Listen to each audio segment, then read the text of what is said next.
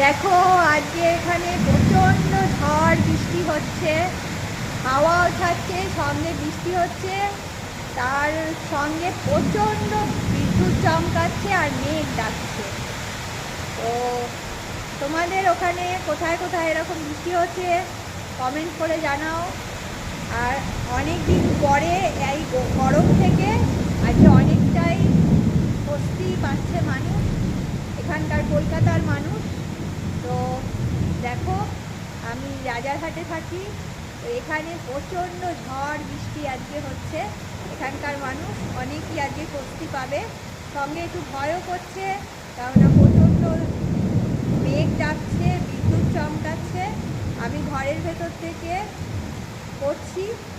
একটু আগেই প্রচণ্ড গাছগুলো প্রচণ্ড দুলছিল, এখন একটু থেমেছে।